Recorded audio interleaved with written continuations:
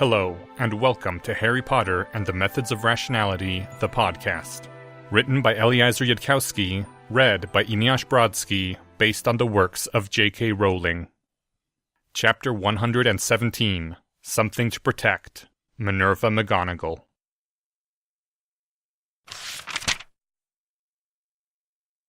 The morning after had come, and all the students had gathered silently around the 4 tables of Hogwarts, Harry James Potter Evans Verus among them. He had collapsed in exhaustion last night and been awoken in the infirmary next morning, still muzzy, with the Philosopher's Stone underneath his left sock. The head table looked like a plague had swept it. Dumbledore's throne was gone from the head desk, without replacement, leaving the center of the head table empty. Severus Snape was sitting in a floating seat, the magical equivalent of a wheelchair. Professor Sprout was missing. According to what Harry had been told last night, a court legilimens would examine her to see if any further compulsions remained, but probably no charges would be filed. Harry had emphasized to Professor McGonagall and the Aurors, as hard as he could, that Professor Sprout was probably just a victim. The boy who lived had pronounced that he'd seen no evidence of Sprout's intentional guilt in Voldemort's mind. Professor Flitwick was missing, presumably still staying by Hermione's side. Professor Sinestro was missing, and Harry didn't know why or where. The numbness that surrounded Harry's mind was like a mylar blanket, protective if not comforting. There were scenes in his mind of black robes falling and blood spilling, appearing for an instant before being shoved back. He'd process it later, not now. Some other time would be better. Future Harry would have a comparative advantage at coping. Somewhere inside Harry was the fear that it wouldn't hurt, that there would be no price to be paid. But that fear also could be put off into the future. No breakfast had appeared on the tables. The students sitting near Harry were waiting in frightened silence. Owls had been prohibited from entering or leaving Hogwarts since early last night. The doors of the Great Hall were opened once more, and forth came Deputy Headmistress Minerva McGonagall. She wore robes of formal black, and her head was bare, denuded of its usual witch's hat. Her gray-brown blonde hair was done up in a coiled braid, as if in preparation for a hat to be placed later, but for now, Harry saw her head bare for the first time. Minerva McGonagall came to the lectern that stood before the head table.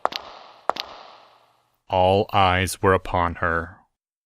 "I am afraid that I have much news." Minerva's voice was sad within its precision. "And most of it is terrible. First, the reason I am the one to speak to you is that the headmaster of Hogwarts, Albus, Percival, Wulfric, Brian, Dumbledore, has been lost. You know who trapped him outside time, and we do not know if he ever can be brought back to us. We have lost what may have been the greatest headmaster that Hogwarts has ever had." A susurration of horror rose across the tables. No audible gasps or moans, just the sound of many intaken breaths. Most from Gryffindor, and some from Hufflepuff and Ravenclaw as well. The ill news had already been known, but now it had also been said by authority. Second, you know who returned briefly, but is once again dead. All that remained of him were his hands clutched around Miss Granger's throat. There is no more threat from him, or so we think. Third, Professor Quirrell died with his wand in his hand, facing you-know-who. He was found not far from where you-know-who perished again, a victim of you-know-who's killing curse. Another susurration of verified horror, now from all 4 tables. Minerva drew another breath. Last night we also lost what may have been the greatest defense professor in the history of Hogwarts. His scholastic merits alone. Our defense professor has gone by many names, but his true name was David Monroe. As he was the last of the noble and most ancient house of Monroe, his funeral, his second funeral, and the true one, will be held before the most ancient hall of the Wizengamot in 2 days. Yet a wake shall also be held for the defense professor of Hogwarts, for our own Professor Quirrell in this castle. That man also died a Hogwarts teacher, as nobly as a Hogwarts teacher ever did. Harry listened in silence, shoving down the tears that again rose to his eyes. It wasn't even true, let alone unexpected, and yet hearing it still hurt. From where he sat beside, Anthony Goldstein put a comforting hand over Harry's hand, and Harry left it there. Fourth, one piece of exceedingly unexpected and happy news. Hermione Granger is alive and in full health, sound of body and mind. Miss Granger is being observed at St. Mungo's to see if there are any unexpected after-effects from whatever happened to her, but she appears to be doing astonishingly well considering her previous condition. It should have produced wild cheers from Ravenclaw and Gryffindor if the news had come as part of any other package, or if it had been more unexpected. As it stood, Harry saw a few smiles, but they were brief. Maybe they'd jumped for joy earlier, but at the moment there was only silence. Harry understood that. He wasn't cheering either, not right now. Finally, Minerva McGonagall faltered, then raised her voice. I fear that I have the gravest possible news to share with some of our students. It seems that you-know-who summoned those who were once his followers, and many of them obeyed, whether from terribly misguided loyalty, or out of fear for their families if they refused. A sacrifice was required, it seems, to complete you-know-who's resurrection, or perhaps you-know-who blamed his former followers for his defeat. 37 bodies were found. More followers outside Azkaban than you-know-who was thought to have. I am afraid... Minerva McGonagall faltered again. I am afraid that among the deceased are the parents of many of our students. No, no, no, no, no, no, no, no! As though by some horrible magnet, Harry's eyes were drawn to the picture of absolute horror that was Draco Malfoy's face, even as the comforting cotton wrap around Harry's thoughts was torn away like thin tissue. How could he not have thought? How could he not have realized? Somewhere in the background, someone was already screaming, and yet the room seemed very silent. Sheila, Flora, and Hestia Caro lost both their parents last night.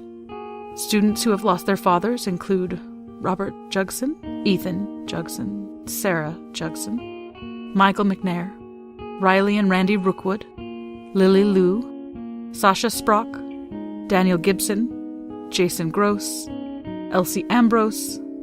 Maybe Lucius realized. Maybe he was smart enough to stay away. Maybe he'd realized that Voldemort was the one who struck at Draco. Theodore Knott, Vincent Crabbe, Gregory Goyle, Draco Malfoy. This concludes the list. One student sitting at the Gryffindor table let out a single cheer, and was immediately slapped by the Gryffindor witch sitting nearby, hard enough that a Muggle would have lost teeth. 30 points from Gryffindor, and detention for the first month of next year. Professor McGonagall said, her voice hard enough to break stone. Lies! Shrieked a tall Slytherin who'd risen up from the table. Lies! Lies! The Dark Lord will return, and he'll teach you all the meaning of...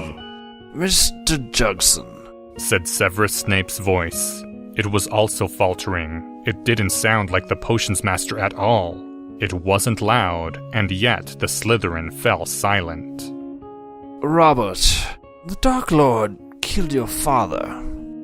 Robert Jugson let out a scream of terrific fury and turned to run out of the room, and Draco Malfoy folded in on himself like a collapsing house and made sounds that nobody heard because the babble was starting up now.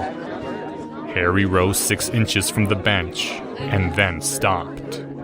What would you say to Draco? There is nothing you can say to Draco. You can't go over there now and pretend to be his friend. You want to make it right, you want to make it better, but you cannot make it right. There is no way you can make right what you have done to him, what you did to Vincent, to Gregory, what you did to Theodore. The world blurred around Harry. He barely saw Padma Patil rise up and make her way toward the Slytherin table and Draco, or Seamus heading toward Theodore. And because Harry had already read his father's science fiction and fantasy collection, because he had already read the scene a dozen times over when it happened to other protagonists, there was an image in Harry's mind of Mad-Eye Moody, of the scarred man called Alistair. And Mad-Eye's image was saying, in just the same voice he'd used to speak to Albus Dumbledore in memory, that the Death Eaters had been pointing their wands at Harry, that they had already chosen to take the Dark Mark, that they had been guilty of sins beyond reckoning, and maybe beyond Harry's imagination, that they had foregone the deontological protection of good people and made themselves targetable if there was a strong reason to sacrifice them, that it had been necessary to save Harry's innocent parents from torture and Azkaban, that it had been necessary to protect the world from Voldemort, that plain old ordinary Aurors and judges had to do much more morally questionable things than killing sworn and blooded Death Eaters who were pointing wands at them, in the course of carrying out ordinary justices that were less clear-cut but still necessary to society. If it were not right to do what Harry had done, if it were not right to do much more morally ambiguous things than what Harry had done, then society as human beings knew it could not exist. Nobody with common sense would blame Harry for doing it. Neville wouldn't blame him. Professor McGonagall wouldn't blame him. Dumbledore wouldn't blame him. Even Hermione would tell him it had been the right thing to do once she knew. And all of this was true. Just as it was also true that some part of Harry's mind had calculated that wiping out the blood-purist political elite would make it easier and more convenient to rebuild magical Britain afterward. It hadn't been an important consideration, but it had still been calculated in those instants of rapid thought. A check on the long-term consequences to see if they rated as catastrophic, and a decision that they actually rated as pretty much okay. And that check had forgotten that Death Eaters had children at Hogwarts, or that one of them wore the face of Draco's father. It wouldn't have changed anything. It wouldn't have changed anything at all. But that was the truth of the calculation Harry's mind had performed, given only seconds to think. At least Harry could, if the Death Eater survivors were in any sort of financial trouble, do something about that easily enough. Transfigure gold and use the stone to make it permanent. Unless making that much gold would be troublesome to the wizard economy at large, or cause objections from goblins who didn't understand market monetarist economics. Though it wasn't as though Harry didn't also have useful services to sell. Other cotton wrap was also being torn off Harry's thoughts, now. It seems likely. Minerva's voice was not loud, but it cut through all other sounds. That some of our students will also have been stripped last night of those named as their guardians. Should you end up a ward of Hogwarts, please know that I will take the responsibilities of my position with extreme seriousness. You will be extended every courtesy. Your family's vault will be managed well and truly. As best I can, I will treat every one of you as I would my own children, and I will protect you as much as I would protect my own children. No more, no less. I hope that is clear to everyone at Hogwarts. Students nodded rapidly. Good. Then there is one more thing that must be done. With a sad, solemn air, Professor Sinestra emerged from a side entrance. She was wearing white robes instead of her usual brown, and instead of her customary witch's hat, she was wearing a many-tasseled square hat whose colors had faded into mostly gray. In her hands, Professor Sinestra carried the sorting hat. With the air of someone carrying out a ceremony that had not changed in centuries, Aurora Sinestra kneeled on one knee before Minerva McGonagall, presenting to her the sorting hat in both hands. Minerva McGonagall took the sorting hat from Professor Sinestra's hands and placed it on her own head. There was a long silence. Headmistress! As Albus Dumbledore is not dead, but only taken from us, I accept this position in the capacity of acting headmistress only, until Dumbledore's return. A piercing cry split the great hall, and Fawkes was there, overflying all 4 tables in a slow spiral arc. He passed over each of the tables, humming in his bird's voice, a hum of absolute loyalty that would outlast the death of merely physical fires. "Wait," the hum seemed to say. "Wait until his return, and be true." Fawkes circled Minerva McGonagall 3 times, feathered wings brushing around her as the tears began to creep down her cheeks. Then the bird flew out a window above the hall and was gone.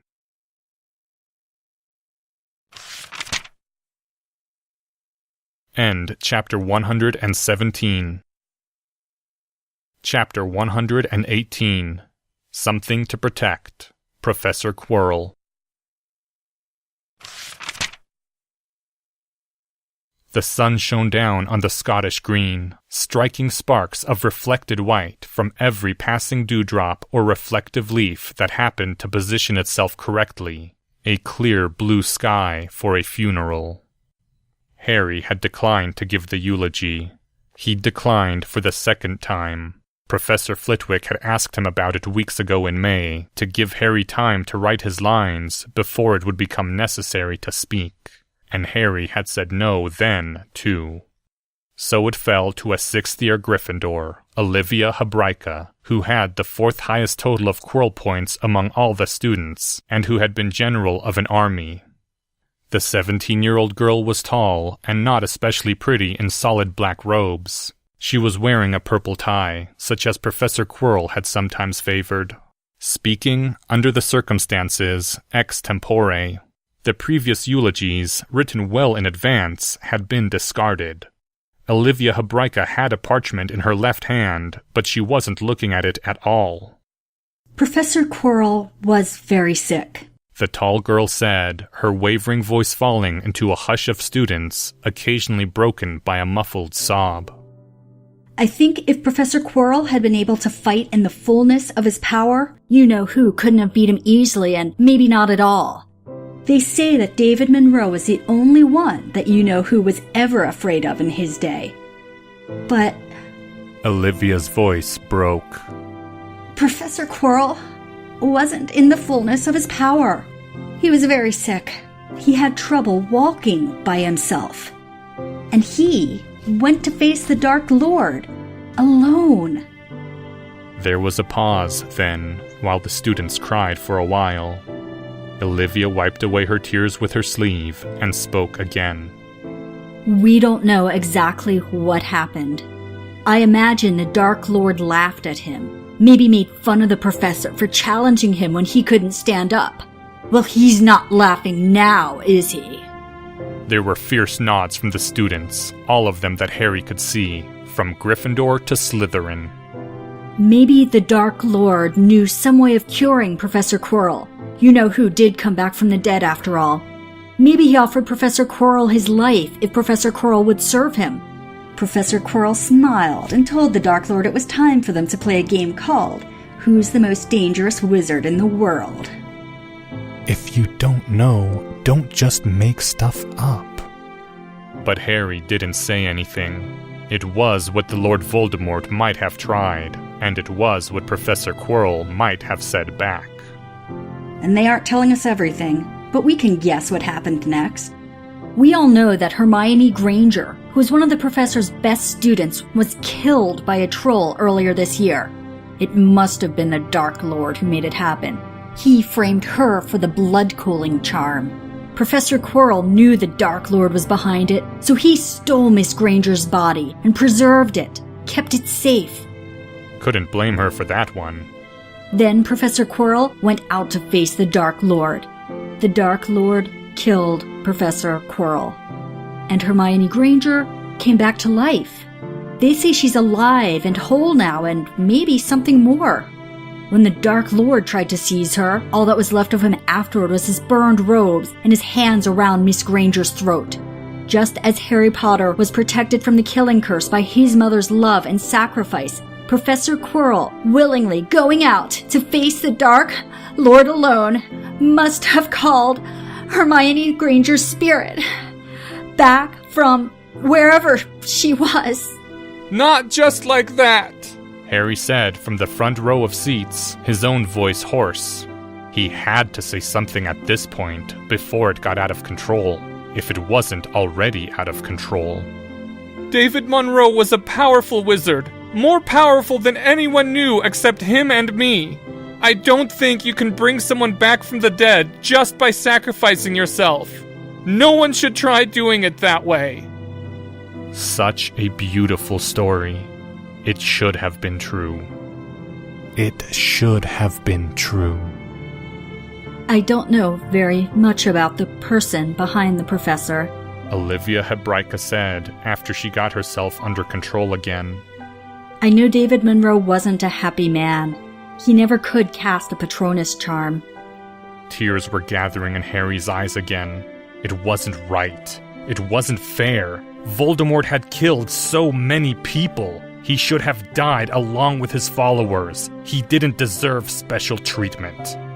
But it hadn't just been Harry's weakness. It had been the Horcruxes. Voldemort couldn't have been killed outright. So Harry could admit it. He was glad.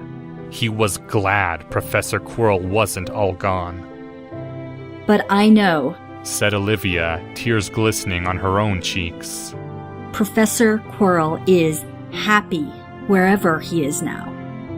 On Harry's left hand, a tiny emerald glowed bright beneath the morning sun. Not heaven, not some faraway star, not a different place, but a better person. I'll show you. Someday, I'll show you how to be happy.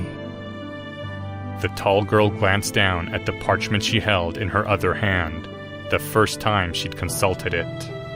Professor Quirrell, Olivia said, her voice now fiercer and faster, was by far the best professor of battle magic that Hogwarts has ever had. Salazar Slytherin couldn't have been half as good a teacher, no matter what spells he knew. Professor Quirrell told us at the beginning of this year that what he taught us would always be our firm foundation in the arts of defense, and it will be forever.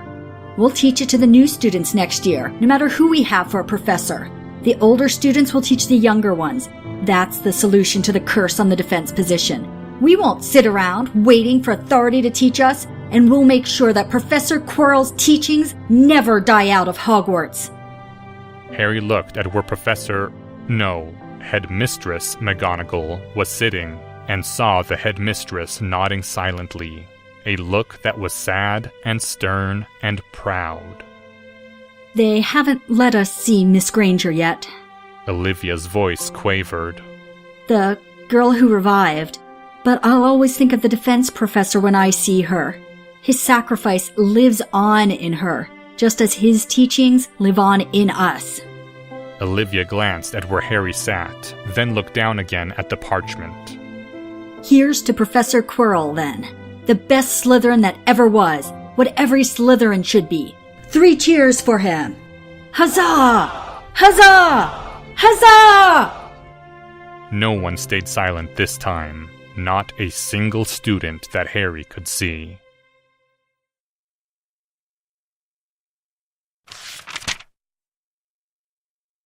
End chapter 118. If you enjoyed this episode and haven't done so yet, please consider leaving a rating or review at iTunes. Thank you to the following people: Olivia Hebrika by April Walters. Robert Jackson III by Ludwig Sandström. Minerva McGonagall, read by Autumn Rachel Dryden. Severus Snape by Brian Jones. This chapter's original text, production notes, and attribution links, along with archives and much more, can be found at hpmorpodcast.com. If you would like to learn more about the art of rationality, please visit lesswrong.com, an online community of aspiring rationalists founded by Eliezer Yudkowsky. Some sound effects used are courtesy of the Free Sound Project. Today's music is Morning Sunlight by Chrono Symphonic. Thank you for listening, and come back in 2 weeks for the first half of Chapter 119, Something to Protect, Albus Dumbledore.